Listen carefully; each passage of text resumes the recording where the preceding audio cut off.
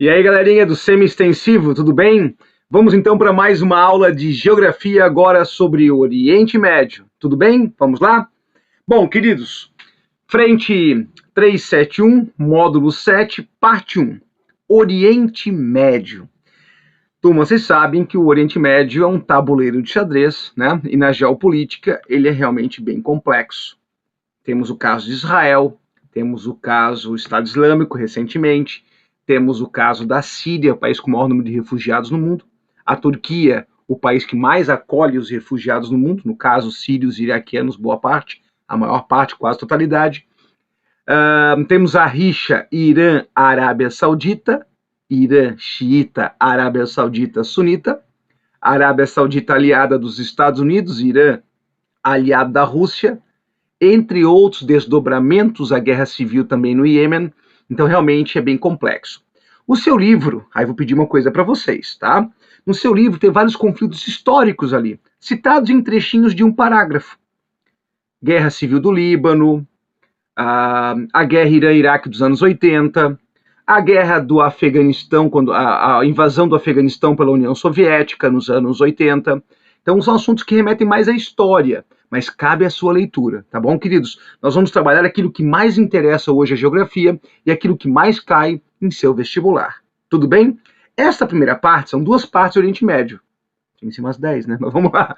São duas partes do Oriente Médio, duas aulas, tá, queridos? A primeira aula, uma caracterização geral do Oriente Médio. Já a segunda aula, aí nós vamos pro fight, né? Vamos para as questões ligadas aos conflitos no Oriente Médio. Vamos lá, então? Começando. Bom, queridos, primeiro reconhecer o mapa, né? Reconhecer o mapa do Oriente Médio, vejam. Vamos da Turquia, olha para o mapa que o hoje vai. Vamos da Turquia ao Afeganistão, passando pelo Golfo Pérsico, uma região muito importante do ponto de vista econômico e geopolítico, né? Pelas suas reservas de petróleo, e a Península Arábica, nesse avanço de terra ao mar, chamado Península Arábica, berço, né, das três, região, né, como um todo, é o berço das três principais religiões monoteístas, né, o judaísmo, o islamismo e o cristianismo. Tudo bem, queridos? Cabe lembrar, dar uma olhadinha nas adjacências, temos ao norte o Mar Cáspio, o Mar Negro, né, a oeste o Mar Mediterrâneo, vamos chamar de sudoeste, né, o Mar Vermelho, e naquela partezinha central o Golfo Pérsico, né, muito importante. E aqui já mais a sudeste o Mar Arábico e o Oceano Índico, né? Muito bem. Então vejam, queridos, Turquia, Síria, Iraque, Kuwait, Arábia Saudita, Israel, não aparece Palestina, porque não tem o reconhecimento como nação, né? Um pedacinho do Egito, que seria aquela pontinha ali chamada Península do Sinai, não é verdade? Emirados Árabes, Catar, Bahrein ou Bahrein, né? Alguns usam, né, linguagem diferente, Kuwait, né? E até o Afeganistão. Vamos lá então? Tá aí um mapinha para vocês, é bom fazer um reconhecimento, né? Características gerais, queridos, não é comum as provas cobrarem, sim os desdobramentos disso, mas vamos lá, vamos dar uma passadinha, né? Vejam, a região, tá? Tem áreas de dobramentos aqui, vejam, aqui tem na divisa com a Rússia, né? Com a Geórgia, a Armênia, Azerbaijão, na verdade, a antiga União Soviética. Temos o Cáucaso, montanhas mais recentes, mas aqui, queridos, ó, essa região toda montanhosa, Irã, Turquia, é uma região de muitos abalos sísmicos, tá? É o destaque que eu daria para vocês, da parte montanhosa. E aqui, né, lembrando que o Afeganistão já fica aqui no pezinho do Himalaia, próximo ao lado do Paquistão, onde nós temos uma região montanhosa. E aqui a histórica planície da Mesopotâmia, né? Planície da Mesopotâmia. E vamos lembrar, né, galera? É uma região de assírios, babilônios, fenícios, sumérios, uma diversidade de povos que marcaram a história, que vocês estudam, né, mais aprofundado na aula de história. O que interessa pra gente, veja, até uma curiosidade, tá? Essa pontinha aqui, queridos, ó, onde fica a Turquia, historicamente é conhecida como a região da Anatólia, e ela recebe o nome de Península da Anatólia e o Planalto da Anatólia. A Turquia é um país planáltico, né? Onde nascem os rios Tigre e Eufrates. Aí você vai perceber que em todo o Oriente Médio, tá? Os dois únicos grandes rios são o Tigre e o Eufrates. Vejam, eles nascem na Turquia, vão percorrer aqui no caso do Eufrates, né? Síria, Iraque e o Tigre, o Iraque, onde fica a antiga Mesopotâmia, né? Os babilônios, tudo mais. Planalto do Irã e Planalto da Arábia, né? No relevo aqui. Bom, agora, queridos, uma curiosidade. Eu, quando fiz minha graduação nos anos 90, e os vestibulares dos anos 90, era muito comum cobrar decorebinhas, nome de relevo, nome de rio. Lógico, Tigre e Eufrates da molecada, aí não é decorebinha, né? Faz parte da história da humanidade, né? E são os únicos dois grandes rios da região. Tem o Rio Jordão, com sua importância bíblica, histórica também, mas ele é modesto em extensão. Deságua no Mar Morto, né? Que é uma depressão absoluta, uma depressão abaixo do nível do mar. Muito bem. O que eu queria de vocês agora, com muita atenção, é o seguinte. Vejam, alguns pontos estratégicos. Lembra quando nós falamos da Rússia? O Mar Negro é o caminho, é o encontro da Rússia com o oceano, via Mar Mediterrâneo. Então vejam, eu vou sair do Mar Negro pelo Estreito de Bósforo, Dardanelos. Estão dois estreitos que já marcaram a história, já foram mais lembrados. Saindo por aqui, com os navios da Rússia, eles seguem para o Estreito de Gibraltar, né, lá na saidinha do Mediterrâneo, ou pelo Canal de Suez, também é uma passagem importante. Mais ao sul, a saída do Mar Vermelho é um estreitozinho também, chamado Bab el-Mandeb, hoje pouco lembrado. Mas, Grote, o que você está lembrando desses estreitos aí, cara? É tão particular, eu sei, queridos, mas eu quero lembrar desse estreitinho aqui, ó, chamado Estreito de Hormuz, a letra C. Por quê? Porque ele é a saída do Golfo Pérsico, aí chegamos onde eu queria. No ano passado, houve uma tensão entre o Irã e os Estados Unidos mais uma vez. Por quê? Porque o Irã ameaçou fechar aquele estreito. E, meus queridos, se fechar esse estreito, tá aí ele para vocês, ó, entre Omã, Emirados Árabes e Irã, na verdade, mais Omã e Emirados Árabes, né? Omã e Irã. Se fecharmos essa passagem, temos um problema grave. Qual o problema grave, Groto? Aqui, ó. Explosões atingiram 2 navios da região nesta quinta-feira, lá em junho do ano passado. Cerca de 20% do petróleo produzido no mundo passa pelo Estreito de Hormuz.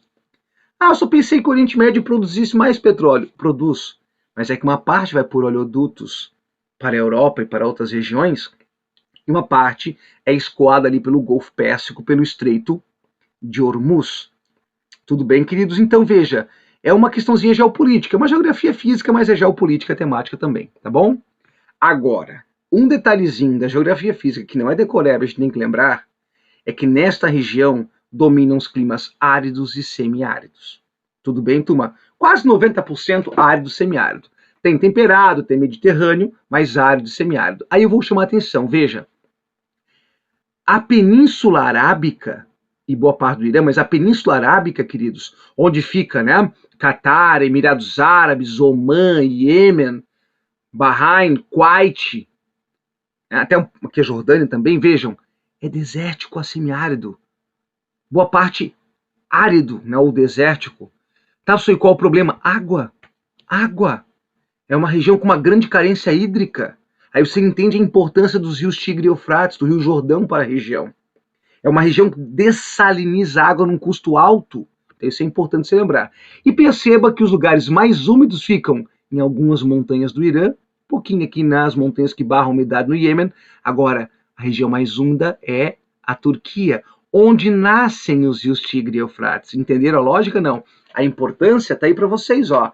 A região mais úmida é a região da Turquia, onde aparece vegetação de montanha, algumas estepes e também a vegetação mediterrânea que avança aqui por Síria, Líbano e Israel também. Tudo bem, queridos? Olá. E aí, lógico, né, o Tio Groto não poderia deixar de falar da aula de história, né? O Crescente Fértil, uma região tão importante, né, para a história da humanidade, lembrar da Babilônia, né, um fato, uma organização, uma sociedade, né, que marcou a história. Muito bem. Tá aí um mapinha de novo para vocês, olha lá, ó. O Rio Tigre e o Rio Eufrates, ambos nascem na Turquia, percorrendo Síria e Iraque, né? Muito bem. Aí tá lá, queridos, o que eu falei para vocês. Geopolítica da água. A geopolítica da água gera profundo debate no contexto político da atualidade. principalmente em razão da escassez crescente desse recurso e do seu elevado caráter estratégico. O Oriente Médio, aliás, é um dos pontos de maior risco de elevação no número de disputas internacionais pela água. Eu vi uma vez um geógrafo dizendo: o século XX foi o século do petróleo, o século XXI foi o século da água. Não recordo quem disse isso, mas achei bem pertinente. Né? Vamos disputar muita água ainda, molecada, lamentavelmente. Até nós temos uma situação hídrica mais complexa aqui no estado, né? Pela estiagem, que já assumiu um perfil de seca. Na Grande Floripa, já essa semana, né, teve um problema de desabastecimento em algumas regiões. Bom, tá lá. Em primeiro lugar, é preciso ressaltar que dos 15 países que mais sofrem com escassez de água, 10 estão nesta região. Ok? Vamos lá. Bom, agora falar um pouquinho da parte demográfica, né? Legal, turma, lembrar. Se você parar para pensar, olha só, a maior parte da população do Oriente Médio está em Irã, Turquia e Iraque. Matemática simples, vamos lá? 83, 81, 40. Né? Aqui dá 164, com mais 40, mais 200 milhões de habitantes. Né? Então, a maior parte da população está no Irã, Turquia e Iraque. Tudo bem, queridos? Irã e Turquia, então, os países mais populosos. Dificilmente perguntam isso, mas é legal ter uma noção, né? Afeganistão, 34 milhões, Arábia Saudita, 33, muito próximos. O Iêmen, o Iêmen que vive uma guerra civil terrível há anos, desde a eclosão da Primavera Árabe, que é tema da próxima aula, tá? Muito bem. Outra questão legal da demografia, já discutimos isso aqui na aula de nacionalismo, de imigrações, né? Mas agora trazendo para essa perspectiva do maior povo, da maior etnia, sem um Estado soberano, sem um Estado constituído. Quem são eles, Grote? São os curdos. São os curdos, tá, queridos? Olha lá. A estimativa é um pouco mais recente, mas é estimativa, mas ninguém vai perguntar para vocês quantos são. Mas fazer uma continha rápida, vai. Onde vivem os curdos? Esse povo com suas características linguísticas, culturais próprias. Aqui, ó. Turquia, 18 milhões. Turquia, 18 milhões. Irã, 8 milhões. Iraque, 5 milhões. Síria, 2 milhões. Resto do mundo, 2 milhões. Esse resto do mundo pega um pouquinho da Armênia, tá, turma? Vamos lá. Mas vejam, 18 com 8, 26. 26 mais 5, 31, 33 milhões. Então, assim, dados mais antigos falam em 25 milhões, 30 milhões, aqui em 33 milhões, mais o resto do mundo, 35 milhões de curdos espalhados pelo mundo. Tudo bem? Professor, por que não permitem já a criação do Kurdistão, que é o seu grande anseio? A maior parte vive na Turquia, o governo da Turquia reprime duramente. Há um conflito atual com o povo curdo, turma. O governo da Turquia tem conflitos internos há muito tempo com o povo curdo, como o PKK, né, o Partido Trabalhista do Kurdistão. Então o conflito é muito antigo. Mas por que a Turquia não cede esse território para eles de uma vez? Tem vários problemas, né? Um deles é que eles ficam exatamente nas nascentes do rio Tigre e Eufrates, numa região tão carente de água. No Iraque, eles ficam em uma região que tem petróleo, além de parte aqui do rio Tigre. Então, realmente, é uma questão complexa, é uma questão étnica, é uma questão também de recursos hídricos, é uma questão que também envolve petróleo, tudo bem? O maior povo, uma etnia sem um Estado constituído. Muito bem. Já os palestinos é outra polêmica, mas é tema da segunda aula, da aula 2, que é um tema também longo e complexo, né? Bom, agora, queridos, alguns conceitos importantes que nós temos que lembrar. O que é ser árabe e o que é ser muçulmano, islâmico? Vamos lá? Esse é o mapa do mundo árabe. Eu quero que vocês visualizem comigo, ó. Países do norte da África, países do norte da África e Península Arábica. E agora um grande cuidado para não cair em pegadinha. Olha para o mapa contigo, vem cá. Vamos fazer o seguinte, ó. O norte da África e a Península Arábica. Tudo bem? Até onde, professor? Até o Iraque e a Síria. Então, o Iraque e a Síria seriam ali o limite do mundo árabe. Fechou? Mas quem são árabes? Que se aglutinam, pessoal, por algumas características culturais, sobretudo linguísticas, falam árabe, né? Onde esse país tem como língua oficial ou como uma das línguas oficiais. Tudo bem? Eles falam árabe. Lógico, tem características étnicas um pouco diferentes, alguns desses povos, beduínos, por exemplo, mas são de origem árabe. Tudo bem? Se aglutinam por essa questão linguística, por exemplo. Agora, cuidado. Turcos, Turquia não é árabe, são turcos. Irã não é árabe, são persas. Então, cuidado essa pegadinha. Turquia, Irã, Turquia são turcos, iranianos são persas. Até uma discussão, né? Quando os sírios e libaneses chegavam ao Brasil, vejam, sírios e libaneses são árabes. Eles eram chamados de turcos, porque na época estavam sob o domínio do Império Turco Otomano, né, até a Primeira Guerra Mundial, então havia essa discussão, né, mas eles não gostam muito porque, né, tem suas rixas históricas também, tá bom? Ó, mundo árabe. Agora veja aqui, né, alguns dados, então esses números podem estuar um pouquinho, alguns falam em 300 milhões, 350, os custos aqui, veja, tá 26, a gente falou em 33, então pode sim, né, de uma fonte para outra ter uma certa, do ano de publicação, uma diferençazinha aí, tá bom? Agora vejam um mapa do mundo islâmico. Pergunta número 1. O mundo islâmico, ser islâmico é uma religião. Eu posso ser árabe, cristão. Na Síria tem cristãos, no Líbano tem cristãos, muitos, no Iraque também. Então eu posso ser árabe cristão. Eu posso ser árabe muçulmano. Então árabe é uma característica do povo, a língua árabe, tudo bem? Agora a religião, veja, o islamismo, a pergunta agora é para vocês, vai, olha para o mapa. O islamismo transcende os limites do mundo árabe? Sim ou não? Olha para o mapinha. Lembra? Árabes, norte da África, até Síria e Iraque. Percebam que Turquia e Irã são turcos e persas, são muçulmanos também, bem como boa parte da Ásia Central, bem como Afeganistão, Paquistão, Bangladesh, Indonésia e Malásia. A Indonésia, por sinal, é o país com o maior número de pessoas seguidoras do islamismo, e não são árabes, mas são muçulmanos, que é uma questão religiosa. Árabe é uma questão linguística que aglutina esse povo, né? Tudo bem? Beleza? Vamos lá então. Até um mapinha legal, né, turma? Vejam, em verde clarinho seriam os árabes sunitas, se não aprendesse história, sunita, xiita, né? E em verde os xiitas. Aí você já percebe que o Irã é uma grande nação xiita. Vou mostrar para vocês, olha lá. Os sunitas de 85 a 90%, sunitas, xiitas de 10 a 15%. Tudo bem, queridos?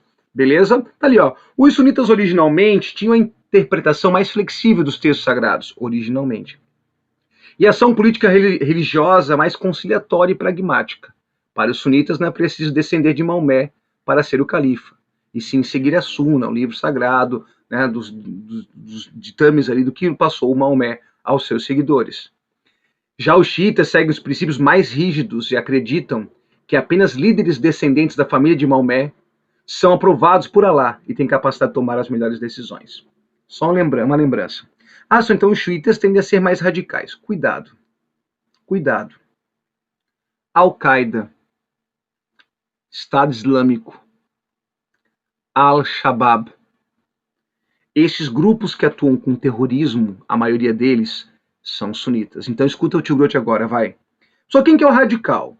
Os xiitas têm a tendência de seguir mais à risca, né, os princípios do Islã. No entanto, existem outras correntes dentro dos sunitas mesmo, como o arabismo, que é uma outra tendência aí, que leva ao certo radicalismo. Então, assim, quem que é o radical? É o fundamentalista. São os grupos fundamentalistas que levam a religião ao pé da letra, que falam em jihad em pleno século XXI. Quando Maomé falava em jihad lá no século VII, ele estava falando do quê? Estava falando de um cenário de conflitos, um cenário onde lutar pela sua religião é uma forma de preservar seu povo também. Falar em jihad no século XXI é bizarro, né? Matar por Alá é meio complexo esse cenário, né, turma? A gente sabe que esses grupos radicais são fundamentalistas. Tudo bem? Bom, queridos, e aí, né? Vejam, o Irã, então, os xiitas no mundo, tá? Esse é o mapa dos xiitas. O Irã domina, o Iraque tem maioria xiita também, essa informação depois será importante. Azerbaijão, o Bahrein, o Bahrein também, tá? Aí vem a grande briga.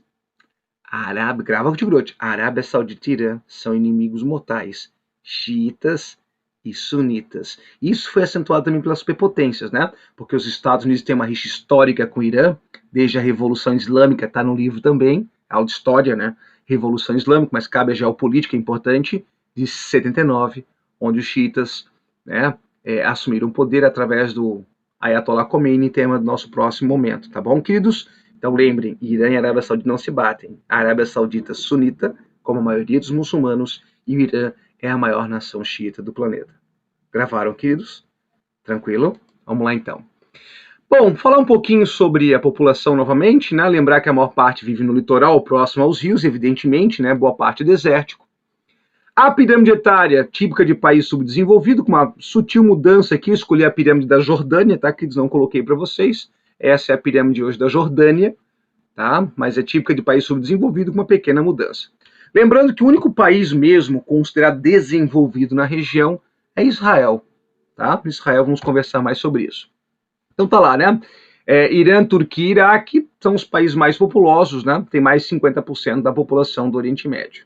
Tranquilo? A densidade demográfica dos países, em média, é baixa, mas a população é muito mal distribuída. Está concentrada, como falamos, próximos aos rios, né? Ela é muito adensada, próximo aos rios e ao litoral. Né? Lembre que eles têm que dessalinizar a água muitas vezes. Bom, queridos, está aí para vocês, então, mostrando que realmente tem uma participação de população urbana maior, porque eu vou morar em que área rural? Eles não têm essa força rural, né? Então, obviamente, muitos vivem em espaços urbanos, como podem perceber. Eu destaquei os que são acima de 70% urbanos. Tudo bem? Vamos lá. Bom, agora trazendo para a parte econômica, né? Fugindo um pouquinho da parte humana e física. Lembrando, né, que a gente fala petróleo, Oriente Médio, petróleo. Cuidado. O conflito de Israel não envolve questões diretamente com petróleo. Indiretamente, sim, vamos conversar na próxima aula. A Turquia não envolve discussão ferrenha sobre petróleo. Agora, os países banhados pelo Golfo Pérsico, sim. Arábia Saudita, Catar, tá ali para vocês, Kuwait, Bahrein, né? Emirados Árabes, Irã e Iraque. Tudo bem, queridos? Israel já tem um destaque na tecnologia muito forte, né? Até o Waze, esse aplicativo nós usamos é israelense. Israel tem armas nucleares, o único do Oriente Médio tem armas nucleares. O Irã não chegou lá. Tudo bem?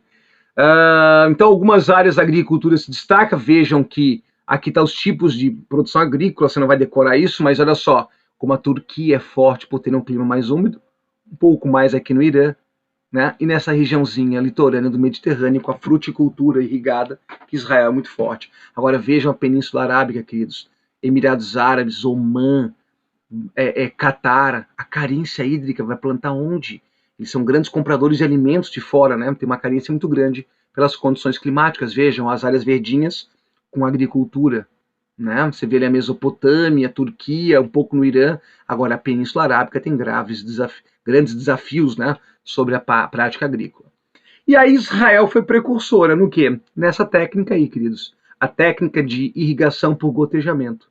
A mangueirinha fica gotejando sobre o solo, para hortaliças, para fruticultura é bem eficiente. Não dá plantar soja, plantar agricultura intensiva em larga escala, já é mais complexo, né? Vai muita água, há muito desperdício. Mas tá aí, ó.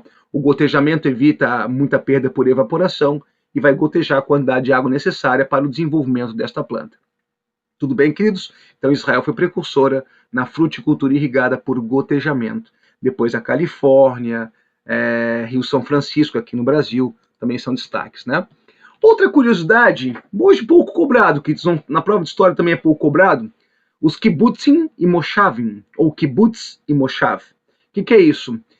Comunidades agrícolas que, quando os judeus foram retornando à sua terra prometida, já no século XIX, foram estabelecendo essas comunidades agrícolas. É como se fossem fazendas comunitárias. Olha a diferença. Kibbutzim, fazendas comunitárias desenvolvidas para a colonização do território, o retorno à terra prometida. Vou falar sobre isso na próxima aula, o sionismo, né, o movimento sionista. Promovendo uma estreita relação entre produtores, cientistas e o governo, o desenvolvimento de uma moderna indústria voltada. Então tinha a mão do governo para organizar essas fazendas comunitárias. Já o moshavim é mais uma característica cooperativado entre os próprios agricultores. Uma cooperativa tem a terra, enquanto lá tinha a presença do Estado fazendo a gestão dessas propriedades. Independente, comunidades agrícolas judaicas, os kibbutzes e moshavim. Tudo bem? Beleza? Ó, a diferença, né? Que funcionam como cooperativas nas quais as famílias têm direito à sua própria moradia e porção da terra, enquanto a compra e a comercialização de produtos ocorrem de forma cooperativa. E no outro tinha a presença mais forte do Estado, no kibbutzim, né? Kibbutzim, vamos lá. Queridos, tá lá então, né? Olha como é bonitinho, né? A geografia é legal pra caramba, vou falar sério. Olha lá, a organização, né? É como se fosse uma comunidade, então aqui tinha escola, aqui tinha um hospital, aqui, né, ou um atendimento médico, os serviços básicos, e no entorno das lavouras, com as propriedades bem legal, né? Olha lá, ó, essas comunidades agrícolas judaicas. Como eu falei, Israel é o único país desenvolvido também na tecnologia também, tá? Biotecnologia, telecomunicações, informática, setor bélico, eles são gigantes, tá? Gigantes. Tá lá, muito fortes, né? Tranquilo? Outros países se destacam, a Turquia tem uma indústria diversificada, a Turquia e a Arábia Saudita são os membros do G20 na região, então a Turquia tem setor automobilístico, setor siderúrgico forte, né, alguns equipamentos eletrônicos, tá? Então a diversidade industrial é na Turquia. Israel destaque tecnológico e os demais apresentam indústrias voltadas ao setor petrolífero apenas, tá bom? Só a Turquia mesmo tem uma indústria mais diversificada. E aqui uma pinha, molecada, fundamental para vocês. Vai, olha com o Grote. Percebam que é nas adjacências do Golfo Pérsico que nós temos as maiores reservas de petróleo do planeta. Tudo bem? A Venezuela é a campeã, já vou mostrar esse mapinha para vocês. No Iraque é que segue um pouquinho mais aqui ao norte, tudo bem? Olha lá, ó. Iraque, pegando um pouquinho na Síria, pouquinho, vai na Síria. Mas o Golfo Pérsico realmente é onde tem as maiores reservas mundiais de petróleo, e está lá para vocês, o Tio Groto vai destacar aqui agora. Vamos olhar para a tabela? Venezuela em primeiro lugar. Segundo lugar em reservas, não é produção, reservas. Segundo lugar, Arábia Saudita. Terceiro, Canadá. Mas olha só o que eu vou fazer agora. Olha o destaque. O segundo, quarto, quinto, sexto, sétimo são todos do Golfo Pérsico. Destaque o Catar também está na região. Queridos, se eu pegasse essa imagem de 2010, os 5 primeiros eram Arábia Saudita, Irã, Iraque, Kuwait e Emirados Árabes. A Venezuela fez descobertas incríveis de petróleo, bem como o Canadá. Mas vejam que 5 dos 7 estão no Golfo Pérsico. Tudo bem? Quanto ao gás, professor, gás também, vejam. A Rússia, em verdinho, verdinho, a Rússia é a maior reserva de gás do planeta. O Irã é o segundo, o Catar é o terceiro. Então, de novo, o Oriente Médio forte aí, tá? Na produção de gás e de petróleo e nas reservas, né? Também na produção, tá? Tem destaque, a Arábia Saudita briga ali pelo primeiro lugar com os Estados Unidos, hoje na produção, mas a Arábia Saudita, Estados Unidos e Rússia brigam ali entre os 3 maiores. Estados Unidos passou um pouquinho à frente, teve uma briga interessante, que eu vou falar em aula de fonte de energia, entre a Arábia Saudita e Rússia, né, sobre a produção agora esse ano, o preço foi lá embaixo, mas é tema da próxima aula de fonte de energia. Vamos lá. E aí, queridos, cabe lembrar os países da OPEP, essa informação é importante, nosso próximo encontro que envolve geopolítica. Olha lá, Irã, Iraque, Arábia Saudita, Kuwait e Venezuela. Irã, Iraque, Arábia Saudita, Kuwait e Venezuela são os membros que foram os precursores desta organização, chamada Organização dos Países Exportadores de Petróleo. Junto o Catar, junto os Emirados Árabes Unidos. Então tá lá, ó, Irã, Iraque, Arábia Saudita, Kuwait, 4. Catar e Emirados Árabes. Então vejam, 6 países da Organização dos Exportadores de Petróleo estão na região do Golfo Pérsico. Então, sua importância mais uma vez, né? Muito bem, falaremos de novo dessa organização, você já vai lembrar com o Tio Grote na próxima aula. Vamos lá. Então tá lá, queridos, ó. É muito importante o petróleo para a região. Há uma rivalidade forte, né, diferenças históricas entre Arábia Saudita Sunita e Irã Xiita, conversaremos mais sobre isso, tudo bem? E também a atuação de alguns grupos fundamentalistas e os conflitos com Israel, que é tema do nosso próximo encontro, nossa aula 2, sobre o Oriente Médio, né, e a parte mais de cunho geopolítico, tá bom? Vou voltar ali então para deixar para vocês, olha lá, as maiores reservas mundiais de petróleo, tá bom, queridos? Daqui a pouco tem mais, hein? Agora vem para guerra, morte, essas loucuras todas aí do Oriente Médio. Valeu!